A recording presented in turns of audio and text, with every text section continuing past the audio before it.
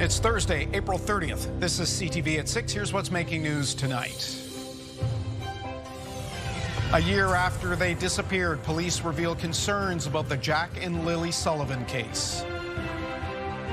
The uncertain future that faces Fredericton's historic cathedral. A rainy start to the month of May, but there's some sun behind it in the forecast for the weekend. Live from our Maritimes News Center, this is CTV News at 6. Here is Todd Battis. Good evening. This weekend marks 1 year since young Lily and Jack Sullivan went missing from their Pictou County home. Today, the RCMP spoke with reporters to assure the public it continues to follow leads and make the point that misinformation is hampering that work. But as CTV's Hafsa Arif reports, there is the feeling police could do more to help their own investigation. Search crews moving through dense brush and orange markers lining parts of the forest. These are the images of those early days. But nearly a year later, what happened to Lily and Jack Sullivan remains unknown. This investigation was always going to take time.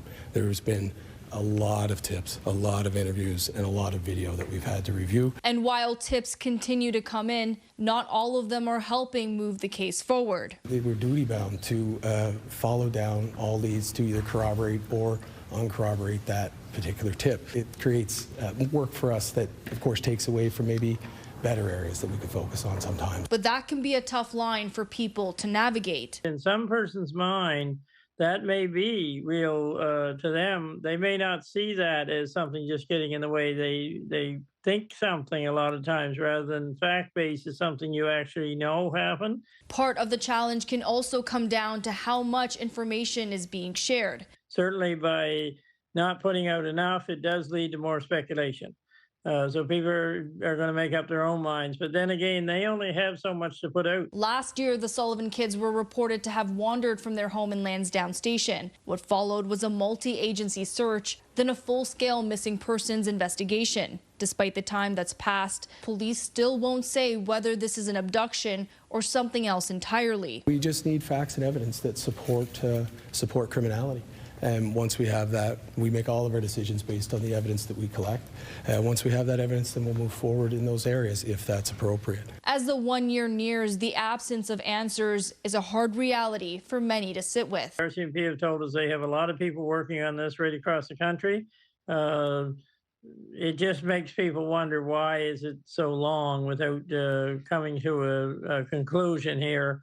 A vigil is planned for Saturday at the RCMP detachment in Stellarton, marking 1 year since Jack and Lily were last seen. Until then, the family is asking for space and quiet as they reflect on the past year. Todd? CTV's Hafsa Arif at Nova Scotia RCMP headquarters in Dartmouth. The search continues at this hour in Cape Breton Highlands National Park for a missing hiker. This is 62-year-old Denise Ann Williams. Search and rescue crews are looking for her after discovering her rental car at the Parks Canada Visitor Centre near the Acadian Trailhead. Her family has not heard from her since April 15th. 5'4" with grayish blonde shoulder-length hair, the woman from Australia was wearing a dark winter jacket and is traveling solo. Air and ground searches, including canine teams, are conducting that search. 4 people have been arrested and charged with damaging police vehicles at Bodleduk First Nation. 3 sets of police body armor remain missing from RCMP vehicles that were damaged back on April 3rd. 2 days before, officers were involved in a bust of a cannabis shop on Highway 4. Community members protested and officers left without the vehicles. 4 men have been charged with various charges, including mischief. A further search of a home led police to find and seize long guns. The 4 men will appear in court in June. There's a live look at uptown St. John right now. 9 degrees, looks to be overcast. Caleb Mitchell is following some big rain that's moving its way across Maine and into our region. Yeah, that's right. Wouldn't surprise me if there's already been a little bit of light rain in around the St. John area, but it'll continue to move in there over the next couple of hours, as it will for many other parts of the Maritimes. We're looking at that rain on radar in behind me. You can see it filling in for the communities in the west of New Brunswick. There's St. John, just on the doorstep of some of the steadier rain, which is showing up here on radar through the darker greens and even some of the yellows, and that's showing some higher rainfall rates. The rain is also filling in across the southwest of Nova Scotia. It will continue to develop across the Maritimes west to east tonight by around midnight. It should be across New Brunswick and into parts of Prince Edward Island, as well as having filled in across much of mainland Nova Scotia. This is part of a sprawling weather system that extends from Labrador all the way down through the northeastern U.S. It's tapping into some moisture off of the Atlantic now, and because it's a little bit slower moving and because it's got that source of moisture in the Atlantic, it is going to be bringing in a fairly widespread rainfall of about 20 to 40 millimeters for a good portion of the Maritimes, with some areas potentially seeing even some higher rainfall amounts locally. Could be in excess of 40, 50, maybe even close to 60 millimeters. Taking a look at the warnings that are in effect, there's a wind warning out for northern Inverness County in Cape Breton. There on Friday, some southeast wind gusts will be peaking up to around 90 kilometers per hour. That's mostly because of the Cape Breton Highlands, so southeast winds getting some enhancement as they come down the other side there of the Highlands. The rest of the warnings are mostly special weather statements and rainfall warnings. There's a rainfall warning out for the Acadian Peninsula in New Brunswick and on the Bay of Fundy coastline, including for St. John, and then much of the Atlantic coastline of Nova Scotia underneath the rainfall warning. Halifax County, and then extending down the South Shore. Other locations are underneath special weather statements where it is certainly possible that there end up being some higher rainfall totals, some amounts that could exceed 20, 30, or even 40 millimeters. Keep in mind that within this wet weather, there is a risk of some downpours or even a few small thunderstorms that can really bump up the rainfall rates for at least short periods of time. If you're out driving around in the wet weather, be careful about hydroplaning conditions on the roads. And if you're aware of any areas that struggle a little bit as far as drainage goes, just be aware that there might be some localized ponding or collection of water for those locations. I'll have more in the forecast, so Todd, when I'm back a little bit later on. Okay, we'll see you for that full forecast. Thank you, Kalen. The blare and rumbling of jackhammering is cutting into a busy downtown Halifax street and the businesses on it. Work is being done to repair a drainage system. One owner told CTV's Jonathan McGinnis it's bad timing and driving customers away. We keep kind of this side as our patio area. Philip Holmans says these aren't the sounds his customers want to hear while sipping a cup of tea. The work is to repair a drainage system on Argyle Street in downtown Halifax. The bulk of my business is between like noon and 4, which is prime jackhammer time. The drains were only put in 9 years ago. At that time, Holman says business dropped by 75%. While it's still early, he says he's seeing the same thing this time. We have nobody sitting inside because nobody wants to sit and listen to this. Like, it literally penetrates the whole shop. You can hardly talk to customers on the counter. The repairs are happening on a section of Argyle Street between Sackville and Blowers Streets, an area with lots of bars, restaurants, and cafes. It was installed back in 2017, so it's been in place for almost 10 years now. It is reaching the end of its life a little earlier than expected, and the one that we're replacing it with is a bit more robust, so we're expecting to get some more time out of that one. It's a little frustrating. Paul McKinnon is with the Downtown Halifax Business Commission. He says business owners dealt with major disruptions during the initial construction.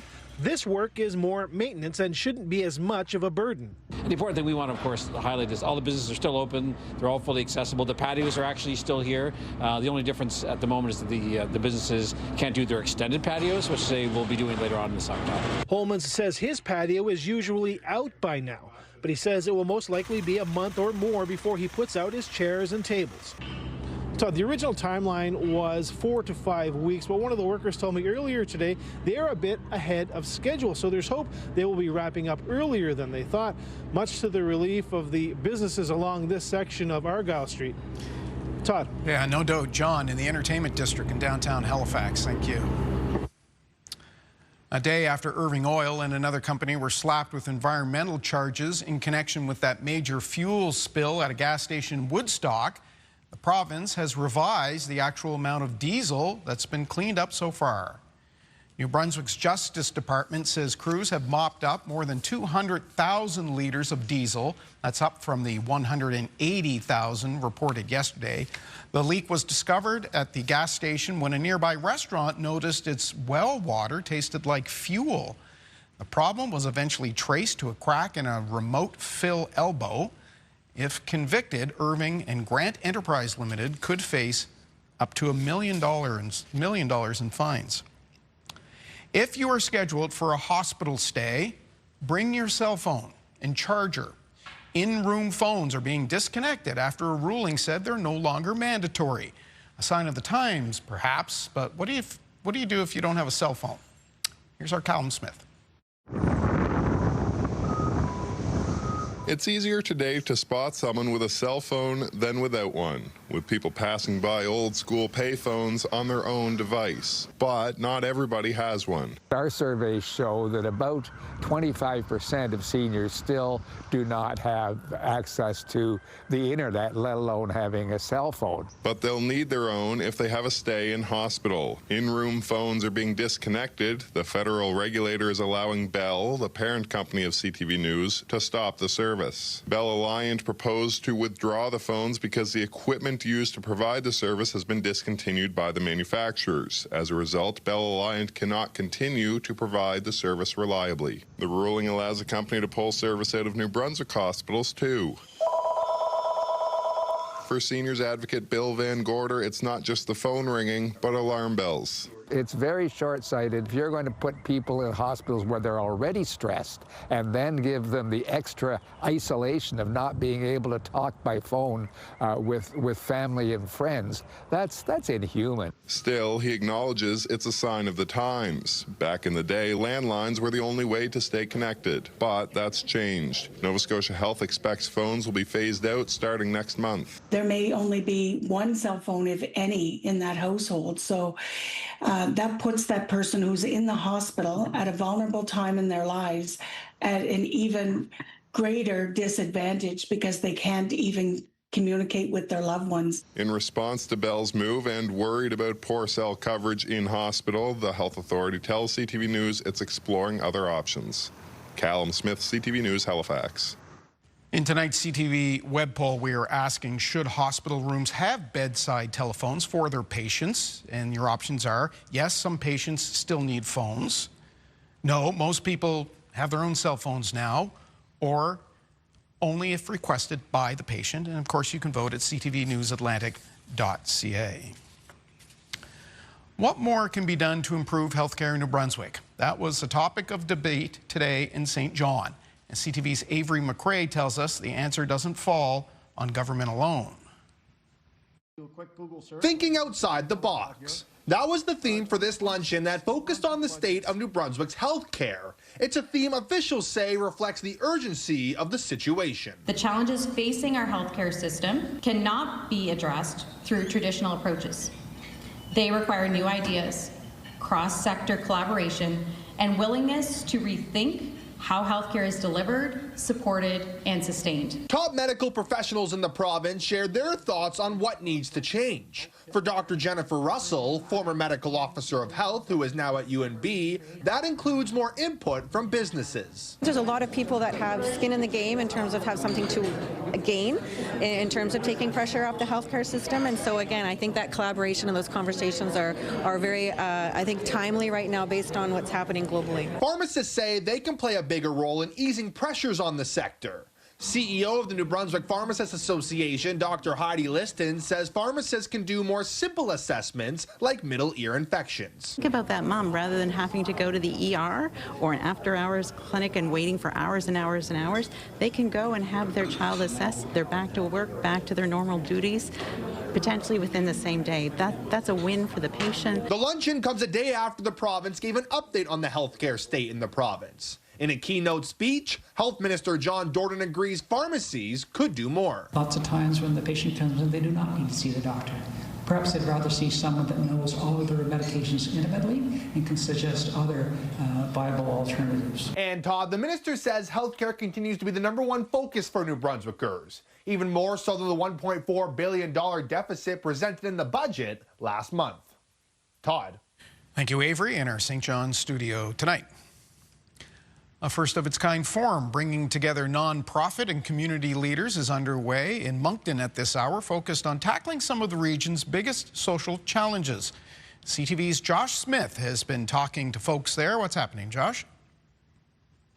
That's right, Todd. It's 2.5 days of panel discussions and networking right here at the Moncton Coliseum. This event has attracted organizations from all over the region who want to help their communities solve problems.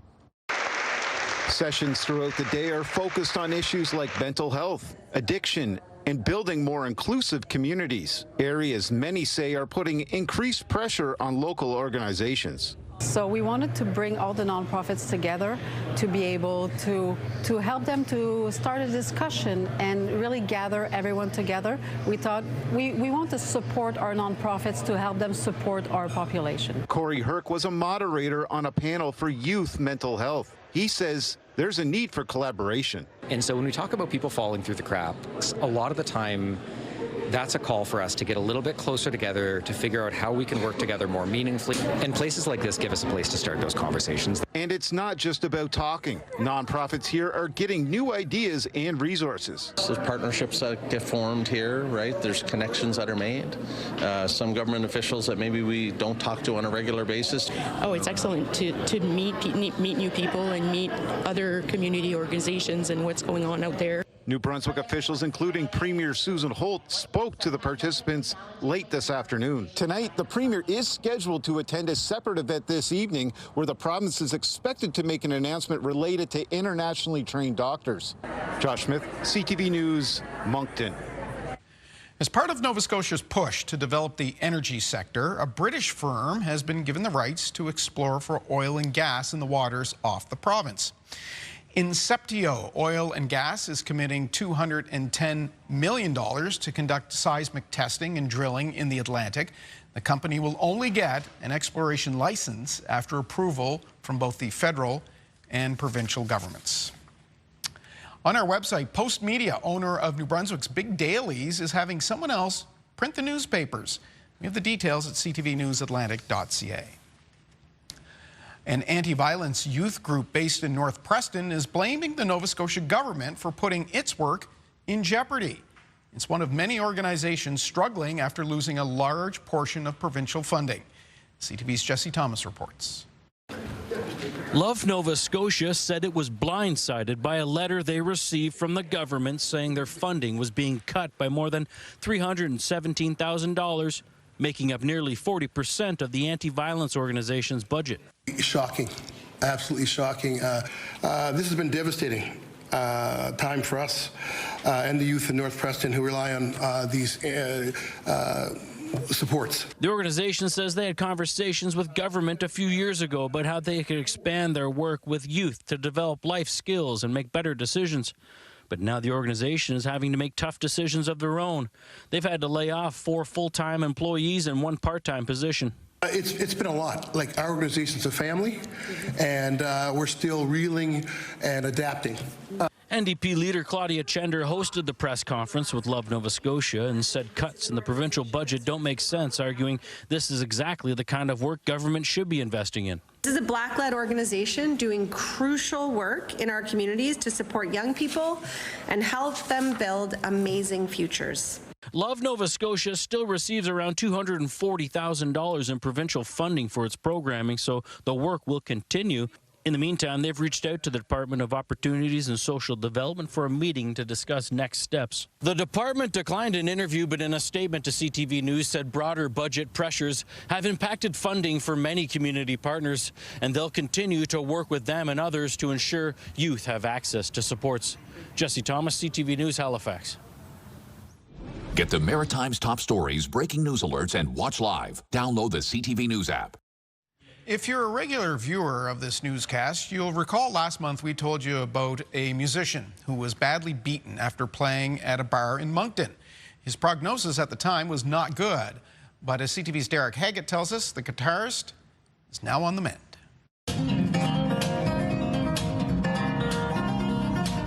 John McLaren is feeling a lot better and back to doing what he loves, playing the guitar and being with his family. You know, you appreciate simple things in life, especially after dealing with an incident such as that. The musician was badly beaten in Moncton in mid-March after performing at Happy Craft Brewery. He was attacked on Main Street after finishing a solo performance and was rushed to hospital with serious injuries. I had a brain bleed. It was I guess a pretty severe brain bleed. I'm lucky to recover from all that. The two men did know each other.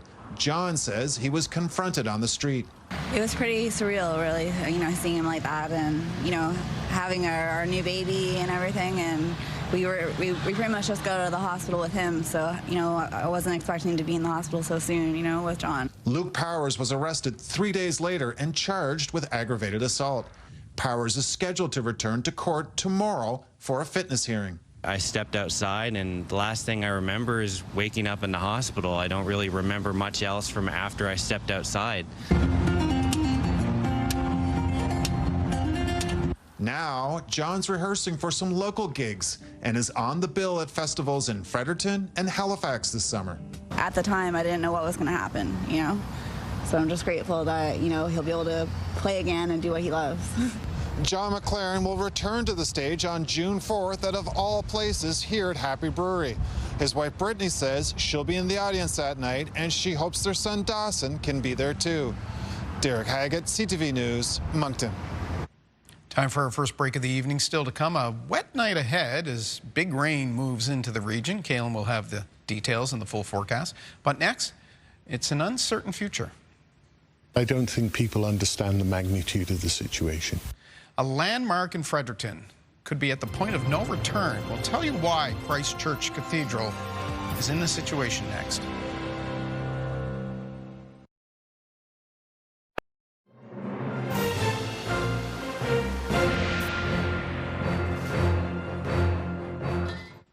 Christ Church Cathedral occupies a commanding position in the landscape and history of Fredericton, but its future has been in doubt. CTV's Nick Moore tells us why. It is a National Historic Site which predates Confederation at the crossroads of Brunswick Street and Waterloo Row in downtown Fredericton.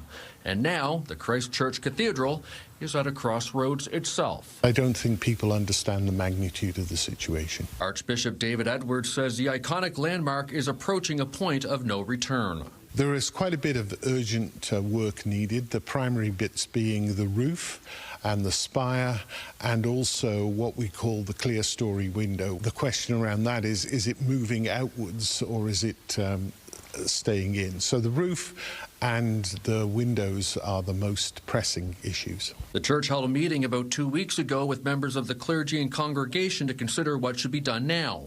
One option, to work with the cathedral as it is and wait until it becomes unusable. Another, to turn it over to a foundation who would take over ownership with an occupancy agreement with the congregation. Or do we look to raising significant funds across the diocese ourselves? And that was the one that the synod decided was the way that they wanted to proceed at this point. The bill for repairs is estimated to be at least $17 million. The last major renovation at the cathedral was in the 1990s, but there's plenty that has stayed original for over a century. If you look at the cathedral, the green roof, as opposed to the brown roof, was put up there in 1912. So it doesn't owe us anything. The next steps will be forming a working group to get a major fundraising campaign off the ground to ensure that this cathedral remains firmly rooted in the capital. Nick Moore, CTV News, Fredericton. Thank you, Nick. Still to come, rain, drizzle, fog, you name it. We're getting it tomorrow. Kaylin has the details after this.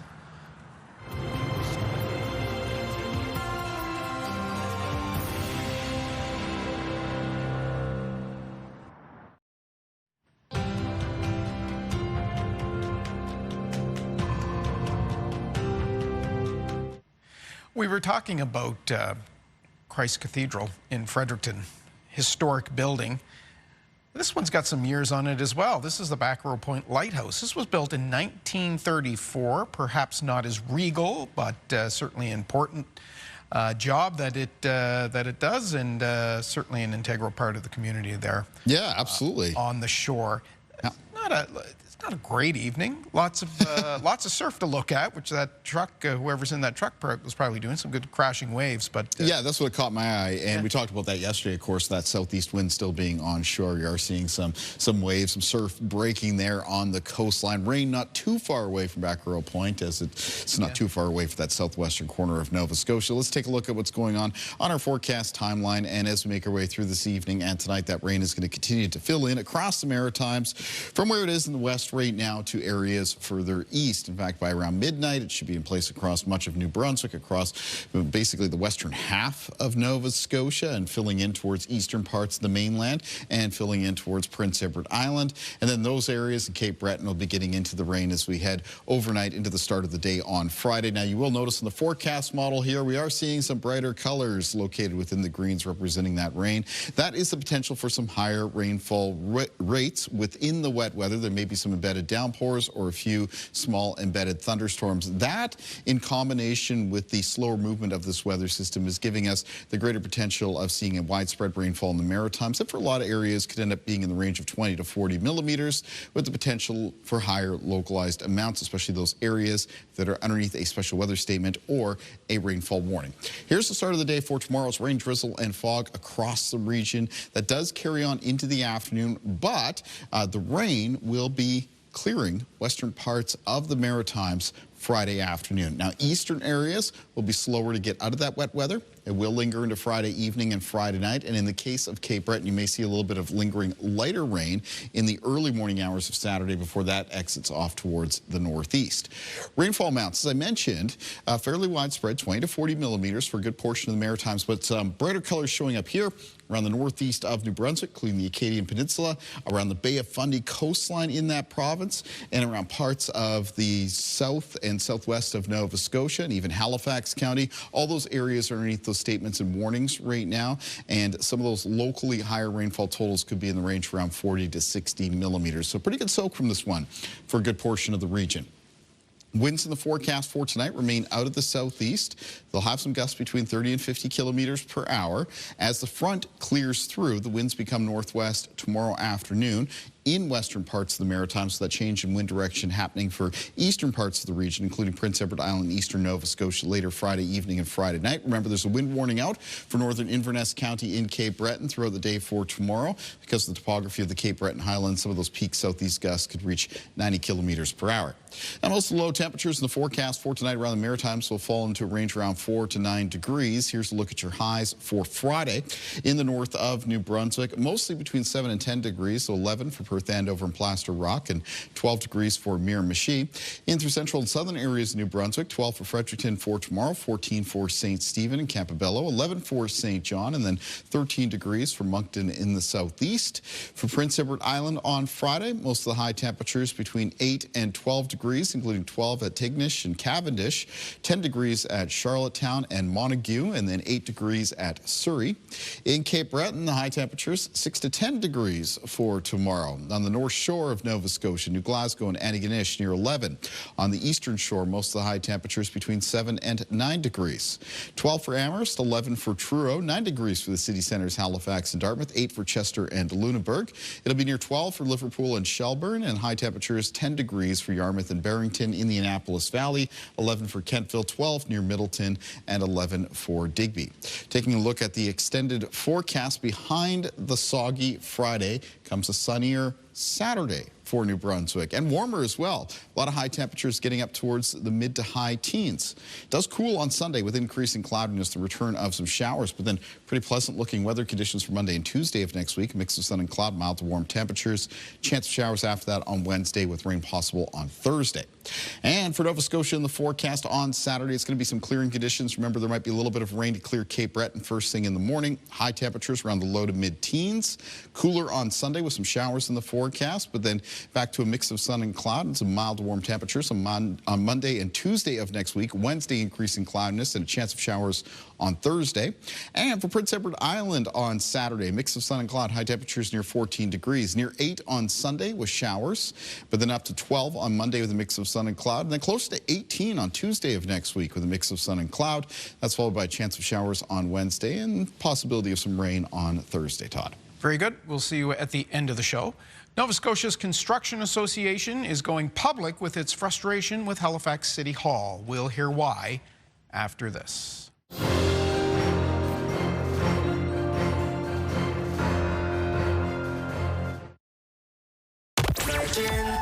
Okay, so we're back at it tomorrow. Virgin Radio's 5K a day. Get those keywords, chance to win $5,000. Those start with us after 7 a.m. And around 7:30, you get a shot at tickets to the Great Outdoors Comedy Festival.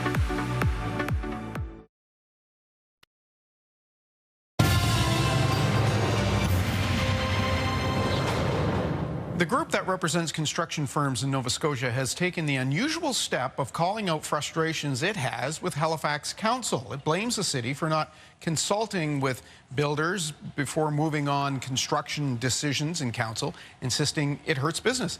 Duncan Williams is president and CEO of the Construction Association of Nova Scotia, and we're happy to have you with us tonight, Mr. Williams. Thank you for having me. Your letter says you have serious concerns with what Halifax Council is doing. What's happening that you don't like? Well, we've had a long tradition of being a trusted partner and working with all levels of government, federal, provincial, and municipal. And what we've seen most recently is there is a move away from that at HRM. Here in HRM, we've had a long history of working collaboratively, trying to solve problems before they become problems, and coming up with creative and innovation solutions. So, our frustration now is that there's been a pattern of moving to motions and then staff reports with little to no consultation or communication about what the nature of the problem is with the very industry that supposedly is creating it. You call them in the letter surprise motions.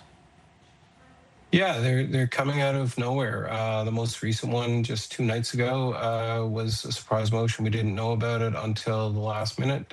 We reached out to ask if we could have a conversation about it before it went to a motion and then a recommendation for a staff report. We were not afforded that opportunity, which I think is unfortunate because, again, we really don't understand the full scope of the problem. And most of our membership is a small business. So, things that are being done midstream of a project or midstream of a contract can have very dire consequences for those businesses. Everybody talks about the need to eliminate red tape. We hear it from government, we hear it from industry. Is this a classic example? I think this goes beyond red tape. It really is speaking to a movement that is something we haven't really seen before. Again, we've had very, very positive relationships with HRM senior staff and leadership and council for decades. This just is a move apart from that. If I look at the relationships we have with the province of Nova Scotia, they're very strong relationships on every front. That doesn't mean we always agree, but we have the conversation, and 9 times out of 10, we find solutions that make sense for everybody, the consumer, the purchaser, the renter, and industry at the same time. Is there any risk with going public with such a pointed letter as opposed to trying to solve this in the corridors? This is the last thing I want to be doing. With all due respect, I would rather not be doing this interview. We prefer to be having positive contribution-based conversations to how we can advance the interests of residents of Nova Scotia and HRM. For us to be taking this stance is something we strive very, very hard to stay away from. Most of our industry participants, I would say the largest majority of them, have no interest in drawing negative attention of any sort. They don't want any attention generally. And if you look at the constitution of our industry, you will see that we are probably the most charitable, philanthropic industry in the nation, and we do it all behind closed doors mostly because they don't want the attention. These are passionate people who enjoy building and leaving a legacy behind. And really all we're trying to do here now is raise awareness about this, because it's not really fair that the industry is being basically chastised for things that in some respects, in particular, even in this situation, we have tried to advance accessibility and so on for the last 3 years. But there are actually policies and regulatory pieces that actually are in the way. And we've met with staff, we've met with councillors to say, we want to be proactive on moving these things forward. So we've been waiting, frankly, for a couple of years on some of these things to get resolved at a staff level, and it just hasn't happened. Isn't it the job of city staff and city council to make policy decisions to ensure what's best for the city, what's best for taxpayers, and maybe improve on something where there was a gap before to ensure that there isn't, this, say, a similar problem again with the development? Absolutely. There's no question about it. They have a fiduciary duty to the people that elected them. We consider part of that duty is actually getting a viewpoint and data points from all sources. So that means the people and the organizations that have the information that inform your decision. And we emphasize all the time, vote with your conscience, but make sure that your vote is well informed from all respects and all viewpoints. And if you have, again, the industry that is supposedly creating these problems, not at the table and not even afforded an opportunity to understand fully what the problem is you would like to solve, it really isn't due diligence, and you're really not able to carry out your mandate in our view. Are companies thinking of taking their business elsewhere? I've already heard from companies that have said they're pretty much wrapping up their work on the peninsula. That's not what we need to hear, not at this time. We need housing, we need more housing, we need to be able to be building instead of talking about these things in the media, to be honest. Duncan Williams of the Construction Association of Nova Scotia, thank you for sharing that with us tonight. Anytime, Todd, thank you. We'll take a break. We'll be back with much more after this.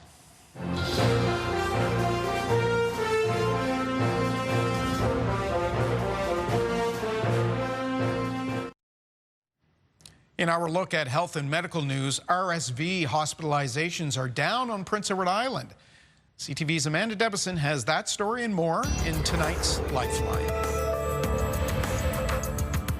Health officials in PEI are seeing a sharp decline in cases of RSV, a respiratory virus that can cause severe infections in infants and older adults. They say that since an RSV protection program was introduced in 2024, hospitalizations linked to the virus have declined by 93% among infants and 52% among seniors. At first, the program offered vaccines to residents of long-term and community care homes, and in the fall of 2025, it was expanded to include infants and independent seniors over the age of 75. New research suggests even small amounts of ultra-processed foods may impact your brain health. According to a study published in the journal Alzheimer's and Dementia, increasing daily intake by just 10%, equal to about a small bag of chips, was linked to a higher risk of dementia. And researchers say that's the case even if you normally eat a healthy plant-rich diet. The study also found ultra-processed foods have a negative impact on attention spans. Experts say those foods, often high in sugar, salt, and fat, may lack key nutrients needed for brain function. Researchers say there is a silver lining. Cutting back and replacing those foods with whole, minimally processed options may help lower the risk over time. Finally, hearing aids may soon be available over the counter in Ontario. The province is considering a regulatory change which would allow Ontario residents with mild hearing loss to buy devices without a prescription. Ontario's Health Ministry launched a 30-day consultation on the idea. Health Canada recently issued medical device licenses for some wireless earbuds that have built-in hearing aid capabilities, but Ontario law currently bans selling a hearing aid unless it's prescribed by a doctor or audiologist. With health and medical news, I'm Amanda Debison for the Lifeline.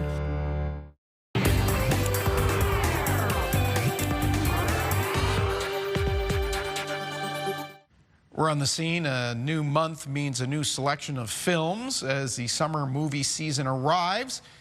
May tomorrow, right? CNN looks at what could become the blockbusters of summer.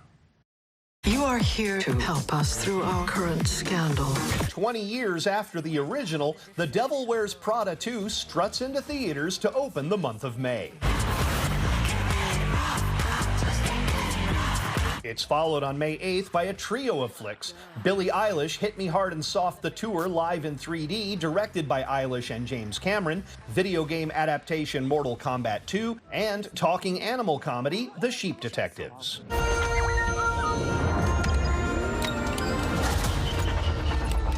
Hey, never touch the buttons. The first new Star Wars theatrical film since 2019 flies into theaters May 22nd. Star Wars: The Mandalorian and Grogu continues the story started in the Mandalorian streaming series. It's joined in cinemas for the Memorial Day weekend by director Boots Riley's new film, I Love Boosters. Look, I know how this sounds, but you gotta understand, it's massive in there. Inspired by the internet horror story, Backrooms creeps into theaters May 29th. Marching beside it is the D-Day drama Pressure. Getting refills of popcorn in Hollywood, I'm Rick Damigella.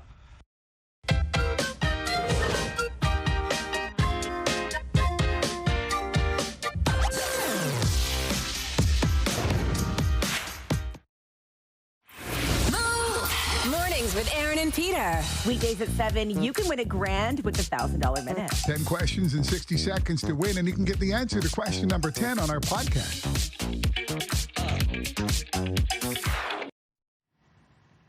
In our business report, the Dow Jones closed the trading day just shy of being up 800 points. Real gross domestic product was up just 0.2% in February in this country. BNN Bloomberg's Marilla Fernandez brings us the details. Manufacturing was strong in February. It expanded by 1.8%. That's the largest monthly expansion for manufacturing since January 2023. In that sector, both machinery and transportation equipment did well. There was also more crude production in Saskatchewan and Newfoundland and Labrador. Real GDP for March is expected to be flat. Here are the closing numbers for the day. The Canadian dollar's up to 73.62. West Texas Intermediate is up to 105.07. Western Canadian Select up another $4 to 82.76. And the TSX bounced back today, spiking 645 points. Those are your business headlines. I'm Marilla Fernandez. A couple big jumps there, Kaylin. Can you do that with the temperature? You know, a couple days coming up in the extended forecast. Yeah, things warm up a little bit, including the start of the weekend for Saturday. Right now, though, it's cool and it's cloudy. No rain yet, but as we know, that's on its way in across much of the Maritimes as we make our way through tonight. Now, we've had pretty cloudy conditions over the last couple of days, but we did start off the week with some sunshine. So let's go to a sunnier picture. And for that, we're going to go to Miramichi. This picture coming in from Edna Trevors. Want to thank Edna very much for taking the time to send that in. It's from the Waterford Landing there. You can see in the Miramichi area, beautiful blue sky. And Miramichi for tomorrow, though, it is rain, drizzle, and fog expected. The high temperature will be near 12 degrees. Day planner for tomorrow across the Maritime region. Yep, plan for some rainy and foggy conditions in the morning. Make sure the windshield wipers in the car are working properly, and make sure you have your lights set to an appropriate level as well to help out with visibility as that wet weather continues to move through. In the afternoon, the bulk of the rain should be clearing western parts of the Maritime, so that'd be communities in the west of New Brunswick and the southwest of Nova Scotia. The rain, though, still coming down around eastern parts of the region, including Prince Edward Island, the eastern part of mainland Nova Scotia, including the North Shore, Eastern Shore, and Cape Breton. And for that part of the region, the wet weather's going to persist into Friday evening and Friday night before gradually clearing off towards the northeast. Todd. I guess watch for hydroplaning, too, eh? Yeah, absolutely. Again, there might be a few downpours, a few small thunderstorms within that rain as it moves through. Okay. See you tomorrow. Thanks. Coming up at 6 tomorrow night as well, when it comes to the economy, hope springs eternal for the Kearney Liberals. Deficit and doubt, that's one of the topics for Friday Politics with Ottawa Bureau Chief Graham Richardson here at 6 o'clock. Finally for us this evening, an astounding archaeological find in Norway. Nearly 3,000 silver coins have been unearthed in a field in Norway. It's thought to be the largest coin find from the Viking Age in that country's history. Archaeologists say the find provides a rare insight into the economy of Norway during a period marked by major political change. The first of the coins were found earlier this month. The dig is still ongoing. Archaeologists now working to gain some oversight into the scope and context of this find. We'll let you know what they find out. That's our look at the day here at home. Bruce Frisco in this chair at 11:30. CTV News Atlantic.ca has updates anytime. I'm Todd Battis. Hope to see you here for the Friday edition of your local news. Until then, have a good night.